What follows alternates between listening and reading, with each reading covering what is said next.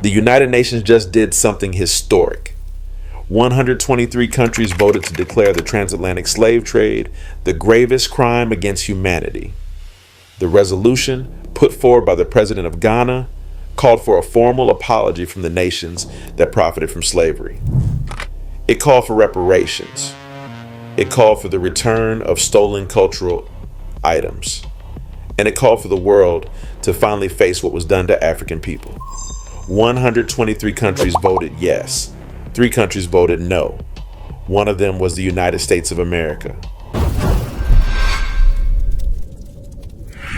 The country built on the backs of enslaved Africans looked the entire world in the eye and said, no, we will not apologize, we will not pay, we will not even call it what it was. But the U.S. was not alone in its hostility toward black people.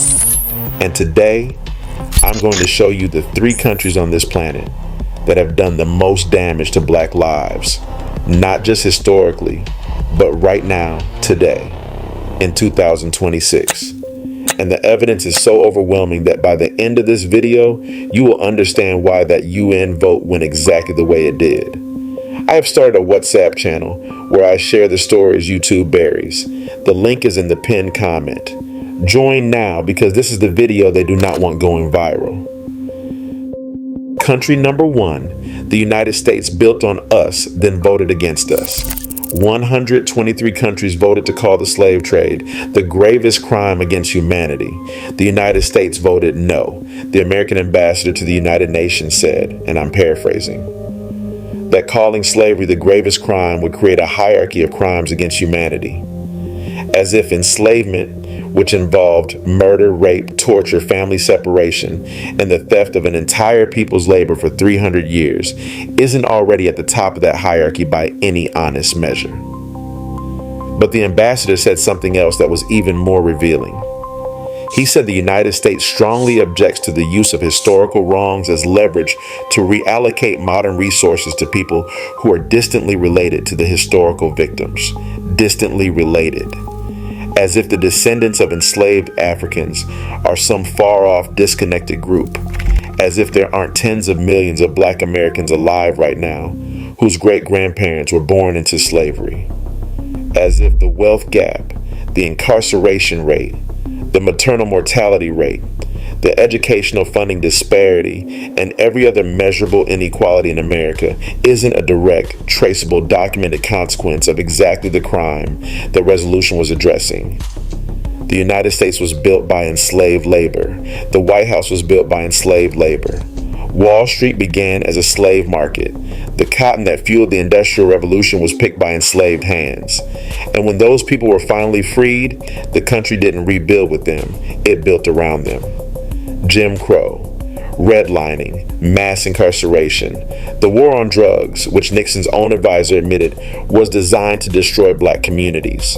And now in 2026, the same country that benefited more than any other nation on earth from the enslavement of African people voted against even calling it what it was. But the United States didn't just vote against the resolution at the United Nations. It is actively erasing the history at home. The president of Ghana, in his speech to the General Assembly, called it out directly. Black history courses are being removed from school curricula.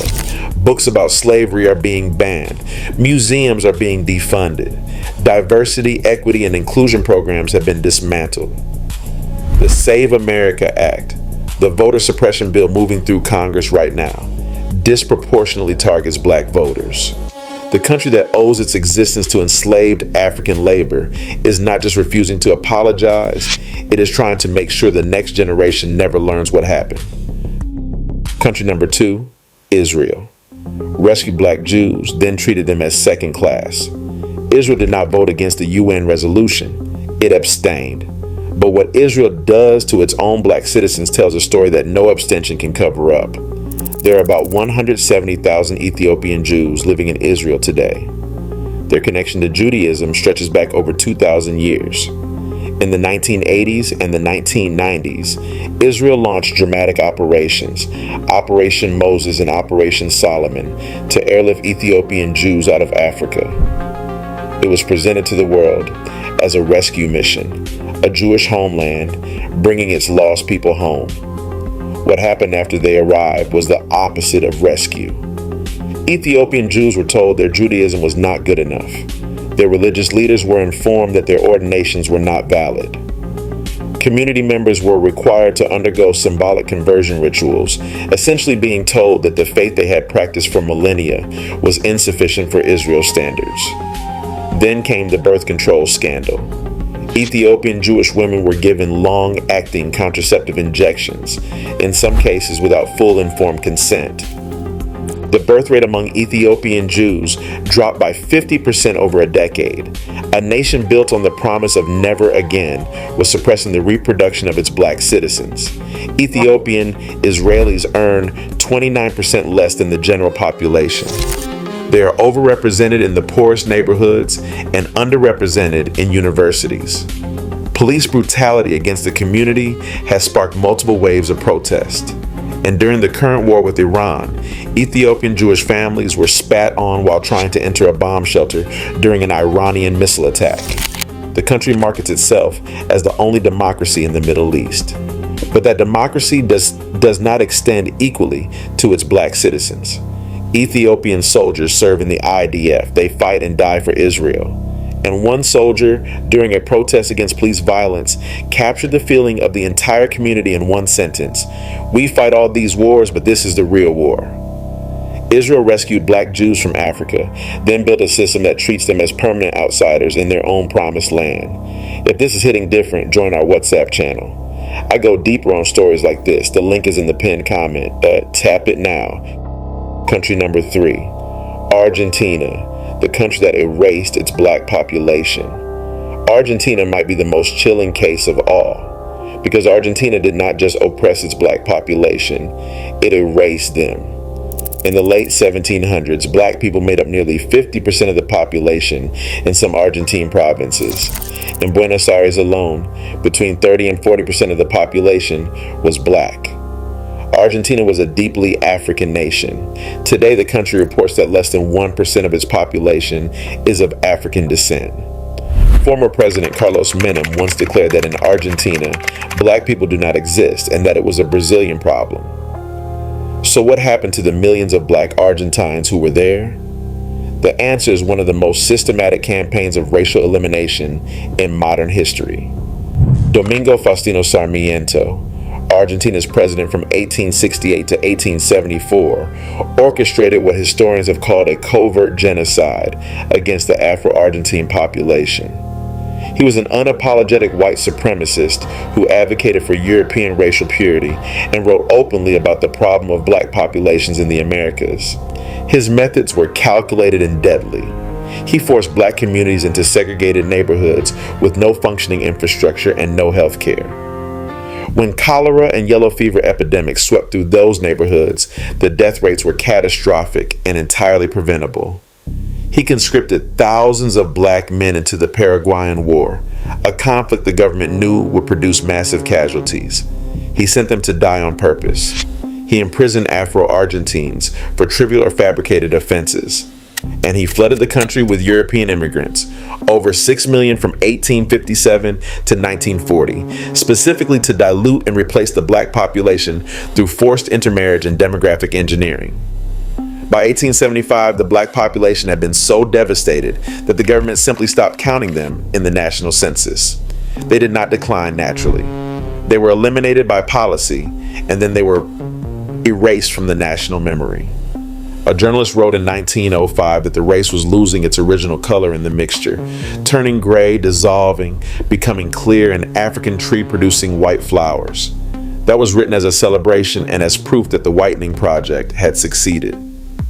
Today, Argentina calls itself the whitest country in South America.